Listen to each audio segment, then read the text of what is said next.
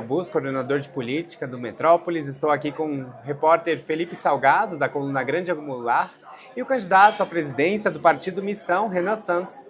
Candidato, um prazer recebê-lo aqui. Seja muito bem-vindo. Prazer é todo meu, uma honra estar com vocês. Parabéns pela cobertura jornalística, parabéns pela gravata, bela cor, entendidos entenderão. E, enfim, estou aqui para responder vocês. Candidato, queria começar com um fato curioso que chamou a atenção já na pré-campanha, que foi os outdoors que o partido escolheu espalhar do senhor pelo país com quem é Renan Santos. Queria que o senhor começasse essa sabatina respondendo quem é Renan Santos e o que propõe essa candidatura do senhor. Então, esses outdoors nem vieram do partido ou da gente, foi aparentemente fãs foram colocando. E o slogan Quem é Renan Santos começou por causa de uma provocação. Que alguém falava, quem é Renan Santos? E já que eu sou desconhecido, então a galera começou, quem é, tem gente que fez camiseta. Cara, Renan Santos, cara, quem sou eu, né? Eu respondo sempre, vai ficando automático, mas vou tentar não responder igual todas. Eu sou uma pessoa muito ambiciosa, um tanto quanto esquisito, um cara...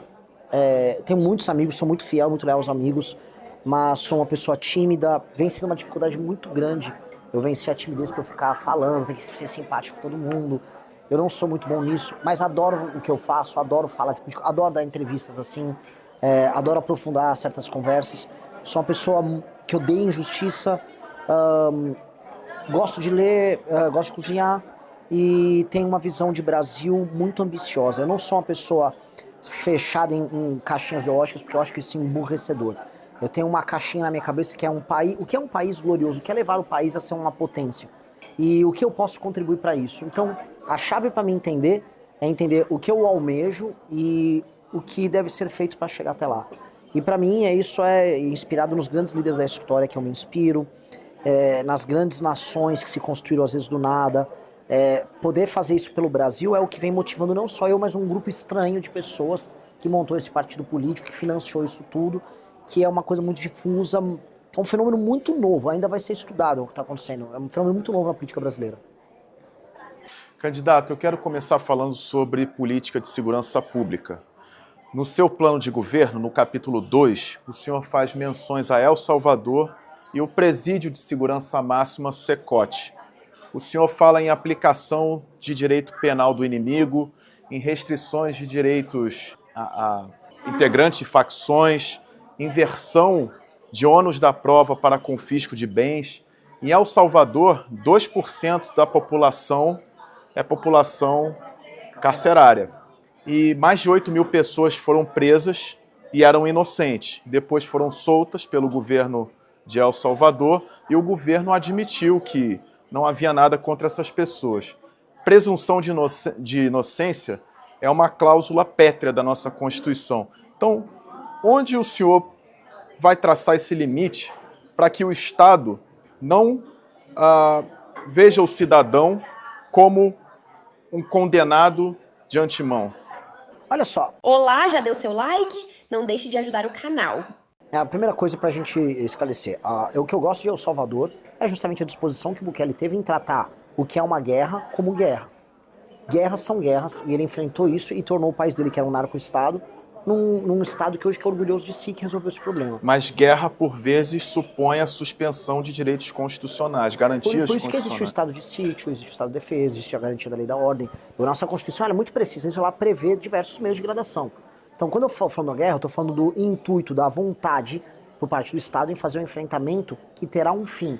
Quando eu falo de guerra sobre um assunto, olha, vamos fazer a guerra às drogas, ou a guerra contra alguma coisa. Uma guerra que é permanente não é uma guerra. É igual uma coisa endêmica, ela permanece acontecendo. Uma guerra precisamos destruir, precisamos vencer o crime. Isso é uma coisa provisória. A ideia de vencer o crime, especialmente o crime organizado, é ter um enfrentamento definitivo contra organizações que se tornaram organizações transnacionais, multibilionárias. A inspiração é essa. A vitória sobre o crime no Brasil não vai estar nos termos de El Salvador, porque o crime no Brasil é diferente de El Salvador. Então nós temos que usar outras estratégias, outras táticas contra eles. Dito isso, o modelo de direito penal do inimigo, que já foi recebido pela Constituição brasileira, porque eu posso citar inúmeros exemplos. A lei antiterrorismo no Brasil é baseada no direito penal do inimigo. A lei do abate, que permite que um avião de guerra brasileiro pegue um avião, por exemplo, com droga que está vindo de fora e que não se identifique e pode abater, é baseado em direito penal do inimigo. Em grande medida, até os GCRIMs, que, vamos dizer, aceleram o processo criminal, ele também é inspirado no direito penal do inimigo. Essa é uma doutrina muito abrangente. E a doutrina do direito penal do inimigo, ela tem que, ela tão mais foi recepcionada que agora passou a lei antifacção no Brasil, que é puro direito penal do inimigo. Tanto que eles fazem 70%, 80% do nosso trabalho já, a legislação que passou. E ela não é, vamos dizer, contraditória com, vamos dizer, os valores da Constituição. Muito pelo contrário, ela é passível de ser recebida. É entregar um status especial a alguém que se comporta como um ente anômalo. Esse ente anômalo existe. Por exemplo, aquilo que eu citei, um avião que entra no nosso território trazendo droga, ele está, vamos dizer, por origem, violando o espaço aéreo nacional para cometer um crime. Portanto, ele precisa ser abatido. Uma pessoa que é um terrorista, que vai jogar uma bomba na Praça da Sé, lá em São Paulo, um lugar movimentado, se eu não fizer, por exemplo, uma prisão baseada nos atos preparatórios, o que para crimes comuns não acontece, eu vou permitir que aconteça uma desgraça, portanto eu tenho que atuar. Igual um crime contra o Estado Democrático de Direito, que também é previsto. Também é direito penal do inimigo. Logo, as facções, quem for enquadrado pelo Estado, ou seja, Polícia Federal, polícias estaduais, que já fazem esse trabalho. O trabalho de identificação de membros de facções e quadrilha já existem há décadas. Isso é um trabalho tranquilo, já acontece. As pessoas enquadradas nisso, elas terão uma atuação especial do Estado. Então, o confisco alargado dos bens, as prisões especiais para os membros dessas facções, os crimes são inafiançáveis, não há progressão de pena, o Estado pode acelerar o processo. Vamos dar um exemplo. Um criminoso está com uma carga de metralhadoras escondido dentro de uma casa num morro no Rio de Janeiro. Eu tenho que fazer a operação, eu vou ter que entrar naquela casa e eu tenho que sair prendendo todo mundo. Ah, mas ele ainda não... Eu tenho que sair e aprender antes de tudo. Porque ele está num processo de cometimento de crime dentro daquela comunidade. Então, este reconhecimento dá os instrumentos para que o Estado atue como guerra contra algo que é entendido como guerra pelo outro lado. Dito isto, o senhor é a favor da classificação de facções criminosas como grupo terroristas, como fez o presidente Donald Trump em relação ao Comando Vermelho e ao primeiro comando da capital? Essa, eu vou falar, é uma pergunta que demanda uma reflexão, porque ela é para um candidato perigosa. Como brasileiro e como estrategista no tema, e eu como presidente da República tenho que lidar com isso pouca diferença me faz para derrotar o crime organizado. Isso tem um efeito de marketing, tipo, o mundo reconheceu o problema e os brasileiros vão falar mais do problema. Beleza, tem um efeito. Agora também tem um efeito de entregar aos Estados Unidos da América poder, por exemplo, para que eles possam sancionar empresas brasileiras que eles consideram que tenham relações com essas facções. Então eles podem estabelecer, por exemplo, que, sei lá, um distribuidor de combustível, o Brasil vende etanol para os Estados Unidos. Ah, esses caras tiveram uma relação com o distribuidor de combustível, tinha relação com o PCC, logo esses caras estão com crime organizado, logo não vai operar aqui com os Estados Unidos. No fundo é sobre concentração de poder da parte deles. Porque quem vai destruir o crime não são eles. Somos nós. Mas muita gente ficou comemorando nas redes sociais. Eu tenho que ser cuidadoso, porque a pessoa que está comemorando acredita no mesmo que eu acredito.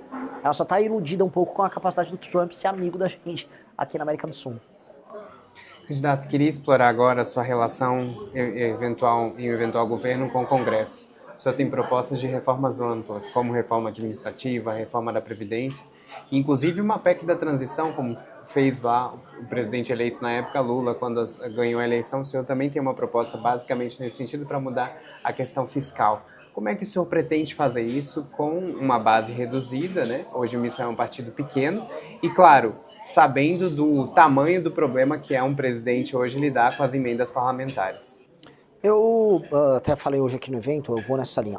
Eu não vou negar compor governo. Eu vou entender que o Brasil é um regime semi-parlamentarista e eu vou convidar partidos para formarem maioria comigo, mediante resoluções dos seus partidos vinculantes às suas bancadas para que votem na agenda que venceu as urnas. Como eu fui muito claro na agenda que venceu as eleições, está claro, eu publiquei um livro, eu dou entrevista para vocês, sempre está no Ministério da Fazenda, o ministro da Fazenda indicado para falar sobre economia, para falar sobre segurança. Eu tenho, portanto, a posição moral de cobrar os presidentes dos partidos. Está aqui a agenda que venceu. Essa agenda venceu nas urnas. Faça, então, uma resolução vinculante à sua bancada e venha compor governo. Indique-me nomes sérios e técnicos e ilibados para compor governo. Primeira parte. Segunda parte. Nós vamos alterar a dinâmica das emendas. A dinâmica das emendas não pode ser mais vinculada ao aumento da receita. A dinâmica das emendas tem que ser vinculada necessariamente à quantidade de espaço discricionário aberta no orçamento mediante redução de despesas obrigatórias. Assim como eu ganho mais espaço para investimento, posso ter uma política de redução de juros, as emendas parlamentares aumentam para o parlamentar. Então ele passa a ser o primeiro interessado a tocar a minha agenda fiscal, que é o que me interessa. E aí eu começo a utilizar o Centrão como um instrumento fiscalista e não como um elemento de destruição do orçamento como é hoje, né? Expansão do patabom, etc. Com essas duas coisas, eu consigo passar todas as pautas mais impopulares. que são as pautas ligadas à reforma fiscal, que nem deveriam ser impopulares, as pessoas hiperestimam a impopularidade disso. Agora, a agenda de segurança não me preocupa. Hoje, no governo Lula, ela passa. Hoje, o próprio Centrão, a gente do PT vota, às vezes, em agenda de segurança. Então, me preocupa bem menos do que a agenda de competitividade e a agenda de reformas. Entendi. Até porque emendas é uma questão. A minha dúvida é se o senhor vai conseguir fazer a cabeça do parlamentar diminuir o seu interesse por emendas, porque cresceu substancialmente o valor das emendas. O que eu vou fazer é não negar. Já que tem a emenda, o critério da emenda não vai ser o aumento da receita, e o critério da emenda passa a ser, ele, né, com a equipe do partido dele, dá para cortar essa despesa aqui, dá para fazer uma reforma administrativa assim assado. Poxa, sobrou mais espaço discricionário, eu tenho mais emenda. E isso torna o parlamentar um elemento de fiscalização do orçamento e não de destruição. Então isso funciona. E aí vem uma segunda coisa, que é disciplinar o uso da emenda. Porque muitos querem emenda porque, né, ninguém é de ferro, eles querem roubar. A gente sabe disso. E o Flávio Dino está com todo mundo ali na mão. Está pronto para pegar essa turma. Então, dentro da nossa legislação, que eu chamo de Lei de Responsabilidade Gerencial, nós vamos disciplinar o uso da emenda para políticas públicas que atendam a indicadores de desempenho óbvios e metrificáveis, que vão desde a construção de escolas para melhorar o índice educacional do município, fornecimento de água e esgoto, a construção de estradas de rodagens, vias de passagem, estradas vicinais, aumento da atividade econômica. Então, tudo que a emenda for... a emenda vai ser qualificada para atuar nessa área, e quanto melhor for o prefeito, mais emenda que ele recebe. E aí o deputado, então, passa a ter que repassar as emendas, para políticas que funcionam, e 2, para municípios que estejam executando bem essas políticas. Aí a emenda deixa de ser um problema. Hoje ela é um problema. O seu plano de governo, ele me surpreendeu na área econômica. O senhor faz referências a Javier Milei, presidente da Argentina, que é ultraliberal. Mas o senhor, no seu plano, fala que não é solução privatizar todas as empresas. Quais empresas o senhor, caso for eleito presidente, pretende privatizar? Petrobras, por exemplo? Jamais. Por que não? Porque é estratégico. E nós estamos num mundo em guerra. Um mundo em guerra em que recursos naturais eles serão utilizados como ferramenta de guerra. Eu vou dar um exemplo. O conflito que os Estados Unidos patrocina contra da Rússia com a Ucrânia, ele apoia a Ucrânia, é um elemento que aumenta o preço do barril do petróleo, porque a Rússia é um fornecedor internacional. O conflito que houve agora no Irã tem esse mesmo papel de impactar no preço do petróleo. Mesma coisa o controle que ele quer ter sobre as reservas da Venezuela. O que os Estados Unidos estão sinalizando com isso? Eles jogam uma pressão inflacionária na China, que é bom para eles são autossuficientes em termos de energia, e do outro lado também reforçam os seus estoques, como que eles fizeram na Venezuela. Aí a gente vai falar, não, vou vender a Petrobras, vou permitir que outras nações façam as nossas políticas de energia. Isso é uma loucura, é igual vou terceirizar aqui minhas forças armadas. A gente não pode fazer isso, é uma questão estratégica. Agora, vamos trazer empresas para participarem do refino? Vamos trazer iniciativa privada para aumentar o share, por exemplo, na extração? Vamos. Distribuição, vamos abrir mais o mercado? Vamos. Agora, reservas, política, inteligência, formulação de preços em alguns momentos, formulação de estoques estratégicos, é necessário, porque aí não é mais um campo econômico, é geopolítico. É muito diferente dos Correios. Vamos vender os Correios. Vamos privatizar os Correios. Agora, é diferente da Embrapa, porque a alimentação e investimento em tecnologia numa área que o Brasil é ponta, a Embrapa é muito estratégica. Temos que reverter o sucateamento que a Embrapa teve. Aí, mas não parece hiperliberal. Eu não sou hiperliberal. Não sou. Talvez já tenha sido mais no passado, mas a gente vai amadurecendo e vai entendendo elementos políticos que interferem nisso. Então vou inverter a minha pergunta. O senhor fala sobre terras raras no seu programa de governo. A gente ainda não tem uma empresa estatal. Como se trata de recursos naturais estratégicos, o senhor é favorável à criação de uma estatal para gerir as terras raras do subsolo brasileiro? Não é necessário criar estatal. Em especial, não é necessário criar uma estatal neste governo. Você tem iniciativas e consórcios com universidades e iniciativa privada que cumprem um papel melhor do que uma estatal. Tem uma iniciativa que chama Magbras. A Magbras ela não é uma estatal, por mais que o nome pareça, mas ela está pesquisando e conseguindo as primeiras respostas na parte de processamento de determinadas ligas ali feitas com terras raras extraídas do Brasil, que permitem que o Brasil venha a ter, por conta desse consórcio, tecnologia proprietária nesse processamento.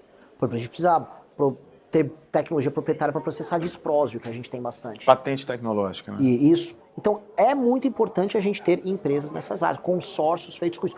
E podemos fazer consórcios públicos com o setor privado. O Donald Trump, para dar um exemplo, ele botou o governo americano, acho que se não me engano, com 10% de share na empresa americana de terras raras, que está investindo no Brasil. Então, o governo americano se tornou sócio deles. Ou seja, mostra o interesse estratégico. Eu acho que o Brasil pode fazer investimentos e parcerias com iniciativa privada nisso. Até porque, em muitas dessas áreas, nós vamos precisar fazer joint ventures com empresas internacionais. Um exemplo claro, se haverá um investimento na parte de extração de terras raras na região de Goiás ou na região do Pará, e aí vão montar a empresa de extração, eu vou exigir que o processamento fique no Brasil e que haja uma política, e é uma política de Estado, com países amigos, para iniciar a fabricação de baterias, criação de zonas econômicas especiais. Essas empresas que vão operar no Brasil, elas têm que trabalhar em joint venture com empresas brasileiras. Então, vai ter que ter capital brasileiro, alguma participação de capital estatal brasileiro nessas empresas, troca de tecnologia, porque é o recado que a gente está passando para o mundo. Ó, vocês estão vendo extrair um recurso natural nosso? Beleza, eu vou participar da criação do produto final com você. Senão a gente vira, novamente, um fazendão para eles. Então, isso é uma política, um ato geopolítico estratégico fundamental. Então, é a coisa o mais ultraliberal? Não é, mas até aí, cara, a gente tem que pensar no interesse nacional. Candidato, para fechar esse pacote de economia, queria só entender a fala do senhor sobre as emendas.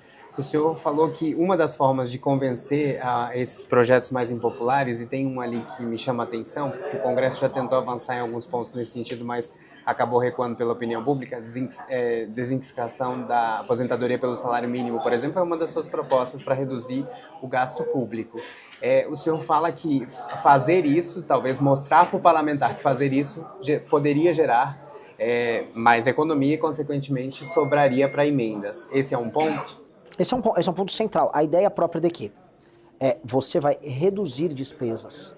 E reduzir despesas e sobrar orçamento discricionário, você aumenta o investimento, e aí você inclui a emenda no investimento, é uma ideia que atrai o parlamentar, só que ela não pode trair o brasileiro.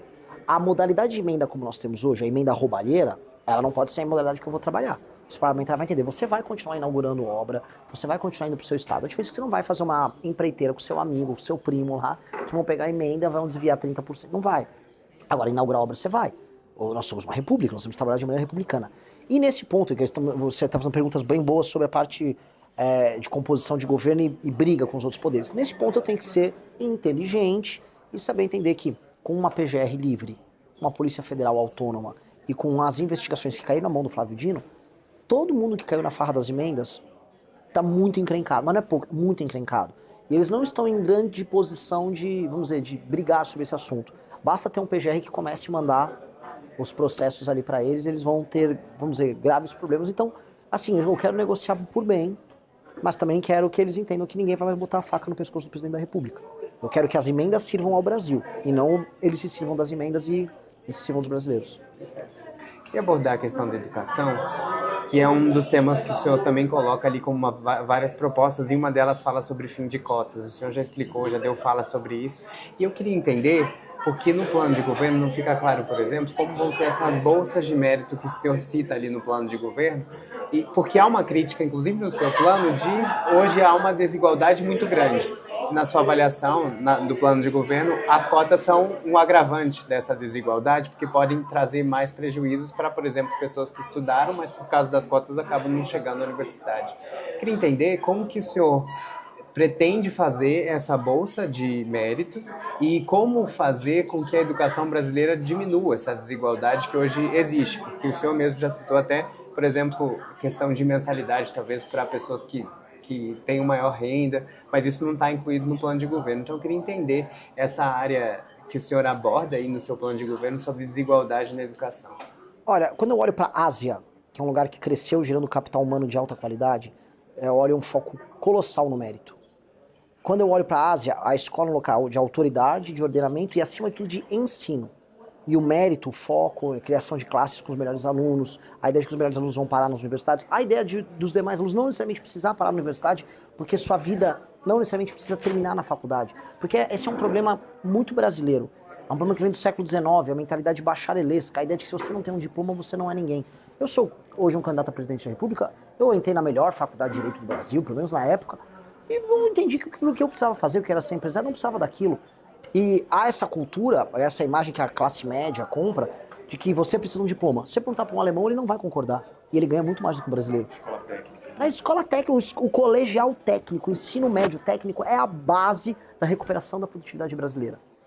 E não necessariamente jogar esse aluno numa universidade porque sim. Aí ele sai muito mal formado, 8% hoje dos brasileiros são proficientes em português. Completamente proficientes. Entendem textos complexos, conseguem declamar e conseguem ler e escrever perfeitamente. É um número baixíssimo. Aí eu pego essa pessoa sem formação em português e vai ser sei lá, um biomédico, ou vai entrar numa faculdade de medicina, claramente uma faculdade de medicina precarizada, vai ser um mau profissional, vai se endividar, não vai arrumar um emprego a contento, e só ficou com a bucha, como todo mundo da minha geração ficou, que foi a geração ProUni. Foi enganado que ia ter grandes empregos baseados nos diplomas ruins que tiveram.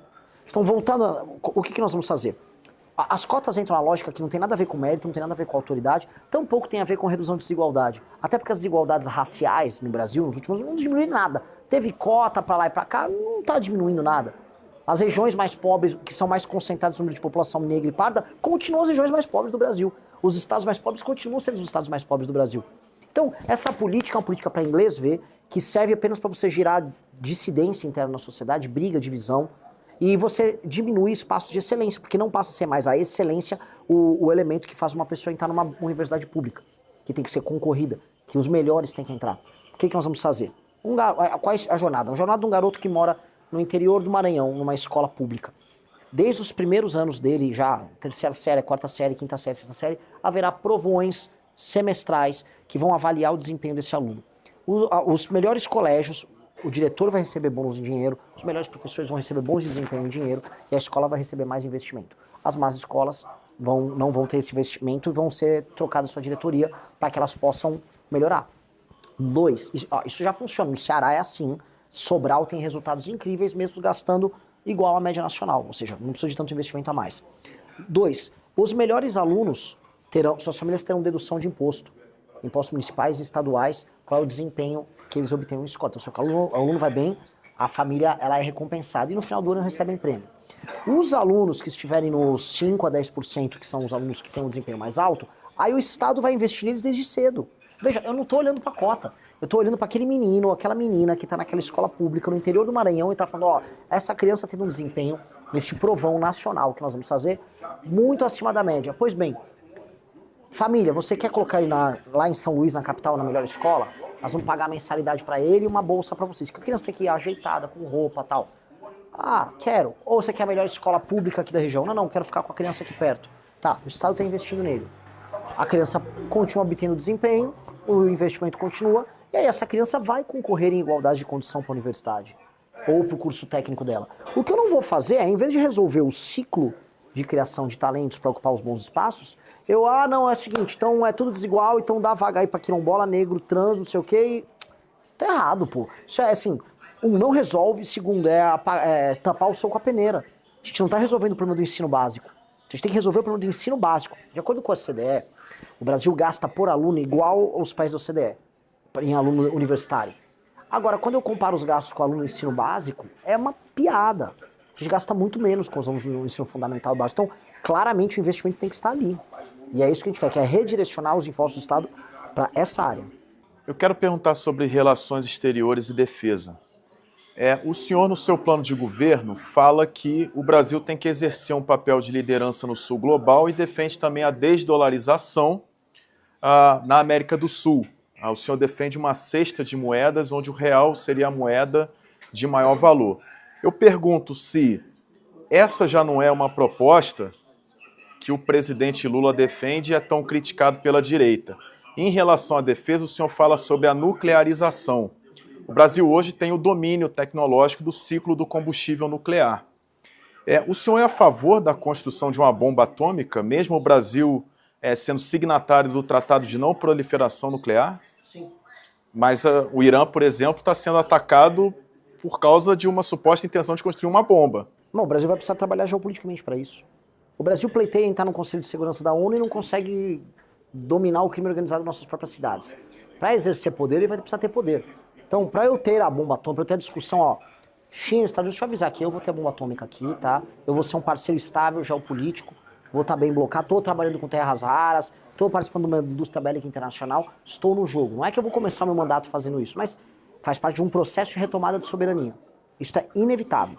Agora, sobre exercer poder na região, na América do Sul, e sobre a desdolarização. Veja, o Brasil é para ser o líder político dessa nossa região. Não estou falando em se impor, em humilhar vizinhos, não. O Brasil tem que ter uma força militar conjunta destruindo o crime organizado por todos os países da América do Sul.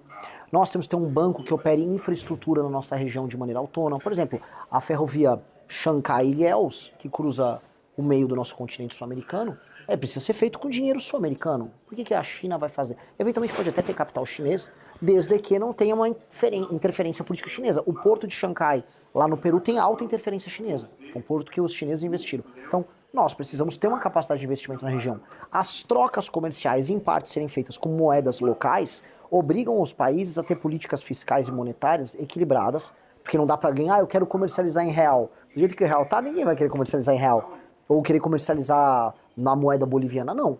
Mas se você cria metas que você vai fazer com que a América do Sul, que tem um descalabro do ponto de vista fiscal e monetário há muito tempo, é um lugar super irresponsável, diferente, por exemplo, das políticas que são adotadas na Ásia, a América do Sul faça a lição de casa e a gente tem um share no nosso comércio sendo feito nas nossas moedas.